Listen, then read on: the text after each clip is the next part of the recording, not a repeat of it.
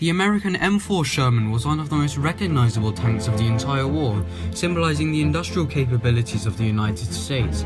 The M4 showed a good balance for firepower, armor and mobility, and proved that the US had made a tank which could fit almost any condition, from islands in the South Pacific to the fields of Normandy.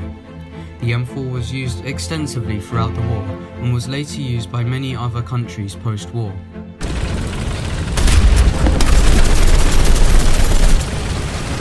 And proved that the US had made a tank that fit almost any condition, from islands in the South Pacific to the fields of Normandy. The M4 was used extensively throughout the war and was later used by many other countries post-war. Traces of M4 can go back to the late 30s. Germany was preparing for war and remobilizing her army. New tactics were introduced, mainly in the form of blitzkrieg. This new form of warfare was much different to the previous World War. It was fast, mobile form of combat, which heavily emphasized on being lightning fast. By the 30s, America's army was minuscule. A new tank project was formed, which was the M3. The M3 Lee or Grant was a medium tank and had a very interesting layout. A 75mm cannon positioned to the right side of the hull, as well as a turret-mounted 37mm gun. In the American Lee version, there was also an additional Browning machine gun in the turret, above the turret, mounted on a hull. A very interesting layout indeed. This tank saw extensive use in North Africa by the British, and in the Lend-Lease program was used by the Soviets, as well as many other theatres throughout the war. The M3 featured an extremely robust suspension system. It was the VVSS suspension, or vertical volute spring suspension, which was later used on the M4. However, something better was needed. A redesign was initiated which included the removal of the hull-mounted 75mm gun, as well as a small turret above the main turret.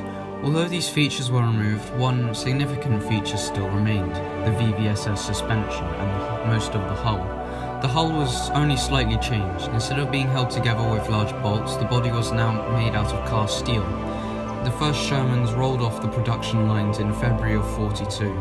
These Shermans were groundbreaking. Simple reliability as well as effective armouring gun. The 75mm gun proved to be effective in destroying tanks of its time, such as the early Panzerfaust and M4s. These tanks were probably the best for the US at the time. They were not fighting a war in their home soil. They were fighting wars in which they were extremely far away and needed to transport tanks and equipment easily. The lightish M4 was able to be quickly put on and off a freight ship without much hassle. It could also cross many bridges, which in many countries it was fighting in, proved to be ideal. With the almost inevitability of the US would have to get involved with her military, the US mobilized. The full industrial might of the US was put into motion. Car factories were converted into tank production lines. The US was gearing up for war. Starting off with the M3, then moving to the M4, the US was about to show her enemies what they could do. Over 50,000 tanks were produced of all variants, and only the Soviet T-34 had more tanks produced. The first factory to deliver the first M4 was the Lima Locomotive Works. The first batches of M4s were given to Britain through the Lend-Lease program and helped in the North African campaign. It was estimated that a further 1,000 M4s would be made per month. However, this number greatly increased, and by mid-42, doubled to an estimated 2,000 M4s per month. M4 versus the Panzerkampfwagen Wehr Ausführung F2. The Panzerkampfwagen Wehr F2, or Panzer IV F2, was a modification to all the early F variants of the Panzer IV that they received. It received a new gun, which was the 75mm Kampfwagenkanone 40 L43, which fired the Panzergranate 39. The Sherman was armed with the short 75mm M3 gun, firing the APC M61 shot. In almost all ranges, the Panzer IV's KWK 40 L43 could penetrate more flat, homogeneous armour than the Sherman. However, firepower is not only made up of how much the penetration said gun or tank has. It is a combination of reload time, time to acquire a new target, gun elevation, traverse, and so on. The list goes on and on. The turret on the Panzer IV was rotating at 16 degrees per second, which roughly equates to around 22 seconds for a full traverse, compared to the Sherman's 24 degree for a total of 360 degree traverse for only 15 seconds. In a British report on the Panzer IV, it was stated that the turret traverse was not smooth, creating unevenness within the turret rotating, especially at low angles. The Sherman also had a slight edge over the Panzer IV, that was its gyro stabilizer. Although it could not fully stabilize the gun like a modern MBT, it kept it quite close to where the target was instead of jiggling around and making it hard to stop on fire. The Panzer IV had better optics and better penetration values, however the Sherman had faster turret traverse and better gun stabilization. Against Panzerkampfwagen 6 Tiger and Panzerkampfwagen 5 Panzer D.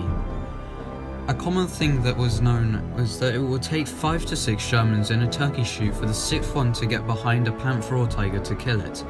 This is shown quite well in the 2014 movie Fury. The short-barreled 75 Sherman can't really be compared with the Bidcats. They are completely different vehicles. The Sherman was made for easy transport and fast blitzkrieg attacks, however Panthers and Tigers were used for camping ambushes and long-range engagements. However, the Sherman wasn't exactly useless. It could penetrate the rear and side plates of the Panther and Tiger, however had to get very close up to those tanks. The short-barreled gun was meant to fire with heavier ammunition and to deal with lighter armoured vehicles, as well as fire some HE shells, not high-velocity anti-tank shells. When the Allies realised this weakness in the Sherman Firefly and 76 Shermans were made. I shall be covering the 76 Sherman next week and covered the Firefly last week. If you're interested then please feel free to check them out. Shermans in Tarawa Atoll, Gilbert Islands. In 1943 the US was starting to reclaim some of the Japanese occupied islands in the Pacific. The small island of Beisho was part of the Gilbert Islands. The island was very small, only a few kilometers in length and width. A US invasion was planned. Sherman tanks were put onto landing craft to support Marines landing on the beach. However, this started off as being unsuccessful, as either the landing craft was sunk or they couldn't land. However, after many attempts, some Shermans managed to get to shore.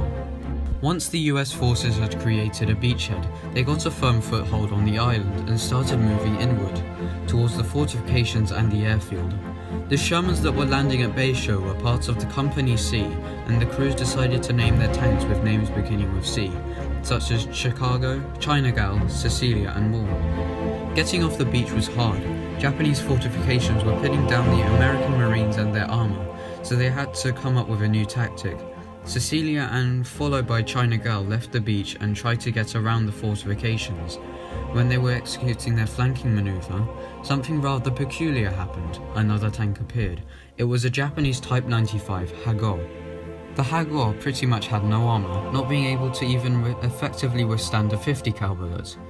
The paper-thin armour was ineffective against the Sherman's 75mm M3. This was quite contrary to what was happening in Europe, with Shermans being slaughtered by Panthers and Tigers. This was quite the contrary.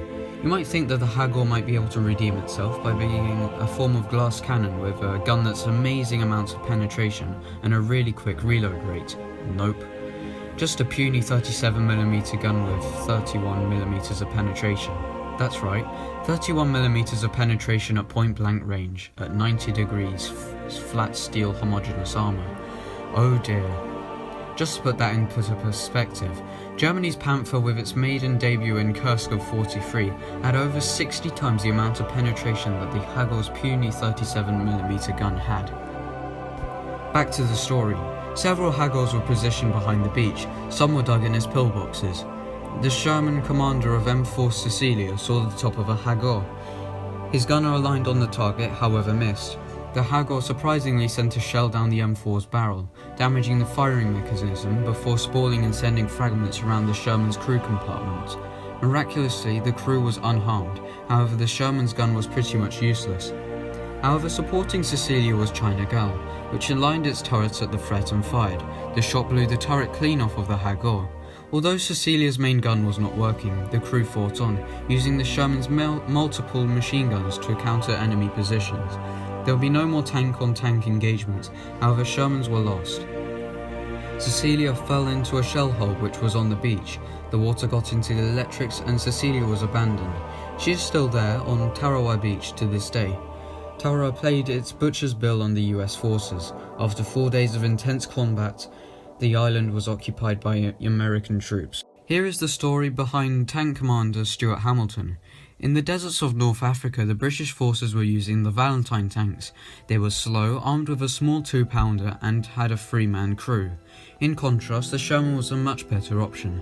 It had a 5-man crew, speed, reliability, the lot. It was much better than its predecessor. Above all, it had a very accurate 75mm M3 gun, which fired a vast array of shells. In one squadron, there were 16 tanks which sported some pretty decent firepower. Hamilton was moving up, supporting the infantry, when there was a reported that German positions had been sighted and that they were having a hard time getting rid of them. It was arranged that he would lead a half squadron, meaning 2 troops of tanks, to go to deal with the threat. They moved 80 to 100 yards away from behind the infantry positions and started firing at the enemy positions. Lance Corporal Shapcott, Hamilton's gunner, ranged the shot. He fired a various array of shots. The 4th and 5th shots hit the targets. They had completely flattened the German positions, and they then proceeded to individually fire at the hedgerows, buildings, ditches, anywhere really where the enemy might be hiding. The infantry CO then contacted them via radio and congratulated them as they had completely eliminated the target. The M4 was probably the best tank America had at its time. Extremely good reliability, good gun, reasonable armour, and good speed. All of this, as well as being able to be shipped across Pacific or Atlantic Oceans, just to get anywhere near the front. In my opinion, it was the best tank for America at the time from 1942 to 43, and was probably the best medium tanks out there. However, later in the war its simplicity and quantity factors showed through brighter than day. The truth was that it could be easily destroyed by German tanks which focused on armour and firepower. Some of the stories told by the people who worked around the tanks, especially getting battle-damaged M4s off the battlefield, were very touching and horrifying. Next week, however, there will be a successor of the 75mm Sherman, the Sherman with the 76mm gun. Thank you very much for watching this far, it really means a lot to me. I've been having a few ideas on what is coming next after the Sherman series is over. In fact, I've already finished it. It's a British cruiser tank. I'll let you guess what it is in the comments. Well, that's it from me today. Thank you for watching, stay safe, and goodbye.